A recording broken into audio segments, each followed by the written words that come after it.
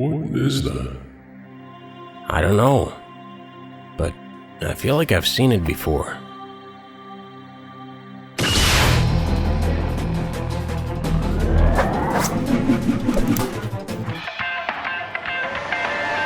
Horse is an alright movie. It's not the best Pixar has to offer, but still far from the worst. As a kid, I liked the film, but mostly enjoyed collecting all the different toy cars. Much like Frozen, despite being average in its quality, Cars sold a boatload of merchandise, not to mention the slew of media that spawned from it. One such piece of media is the official Cars video game, released in 2006 for just about every contemporary platform. We had the PC version, but if you want the best graphics, you need to get the one for the green box. The story takes place after the movie, which is something I love seeing in tie-in games. Films can only show so much and often leave you wanting more, so it's always a pleasure to further explore the worlds and characters instead of just reliving the film in game form.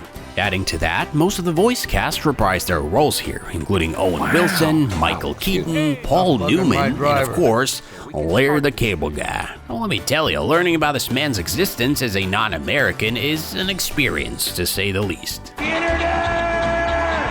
The game has several modes, with the main campaign letting you choose to either play it in full or opt for the compact version instead. We, of course, play as Lightning McQueen himself.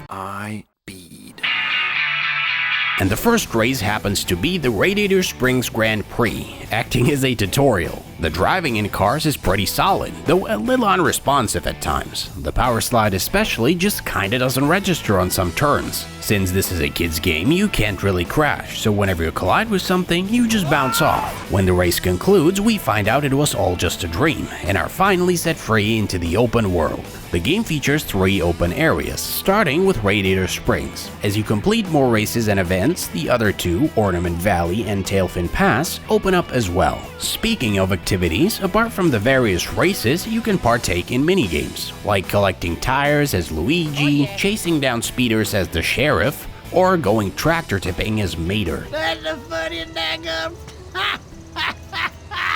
For each completed event, you get a number of trophy points, the amount varying based on your placement. These are needed to unlock the 5 Piston Cup races, though some activities are mandatory to progress the game regardless of points. And last but not least, you can collect these lightning tokens that award you score points which can be used to purchase bonus content. That includes characters for the arcade mode, paint jobs, concept art, and even deleted scenes. Come on, let's check out this one. Oh yeah, that's what I'm talking about. This is Going back to the story, we complete a few activities, such as a power sliding lesson with Doc, a boot camp with Sarge, and an introduction to Boost with Fillmore. Now, you may notice that we don't get any boost during the cup races, so does that mean it's like energy drinks or steroids? Is Lightning McQueen taking PEDs? That should have been the plot of Cars 3. The majority of events start and end with a cutscene, and while I wouldn't describe them as incredibly written, they do very much fit the characters and overarching story of Cars, which along with the environments help to solidify the atmosphere. Hey, look guys, it's the king of the road. Yeah, more like McQueen of the road. The open world itself is definitely the highlight, providing enough complexity and visual variation to keep things fresh while remaining true to the source material. Even on the slightly inferior PC version, the environments look great, especially the neon-lit town at night. The roads are lively too, populated by both random travelers and the residents of the surrounding areas. There doesn't seem to be enough of them though, as the game often keeps spawning the same car you just passed by. Oh yeah, I forgot to mention, all the cars have voice lines reacting to whatever it is you're doing, whether it's just passing by, Oh my goodness, hello. passing by a little too close, pulling off a sick jump, or ramming them with reckless abandon. Hey, what was that for? Oh my god, I took his eye out. Hey, The lines repeat a lot, but they still enhance the immersion. Another contributing factor to the overall atmosphere is of course the music, featuring a blend of original tracks and licensed songs, the latter of which I can't play here. It would be nice to have a bit more variation for each area, as some races start blending together after a while. But overall, the soundtrack works really well. Back in the campaign, we progressed further, doing things like racing in a derby and becoming a monster truck, all the while meeting a handful of new characters. Eventually, we unlock the final race, but similar to the movie, before we can get there, Mag gets robbed by the gang of tuners, forcing Lightning to retrieve his gear in a high-speed chase. Well, okay, maybe it's not that exciting, but I love it when you get to play as the bad guys, even for a little bit. Much like the game taking place after the film, it lets you experience a part of the world or a story perspective that the movies usually don't feature. Not to mention, it provides some gameplay variety. It's simple, but goes a long way in immersing a player, especially a younger one.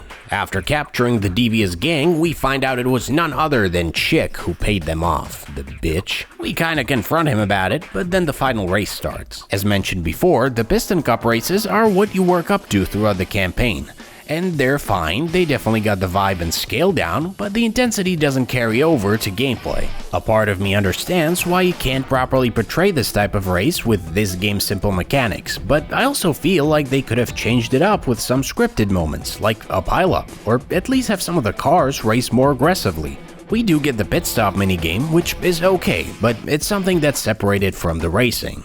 Anyway, we win the race, and in a wild turn of events, Lightning challenges Chick to a Radiator Springs Grand Prix, this time a real race through all of the 3 open-world areas, ending with a final cup race. And the regulatory body of the Piston Cup just allows that. How does that work? Fuck it, who cares? Don't think about it too hard.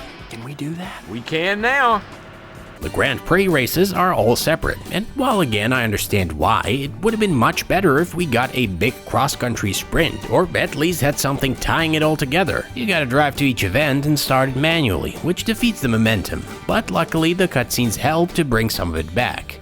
After winning all the Grand Prix races and beating Chick for one last time, we're treated to a final farewell cutscene with a strangely potent end. So, where are we going anyway? I don't know. Wherever the road takes us, I guess. It's a pretty big country.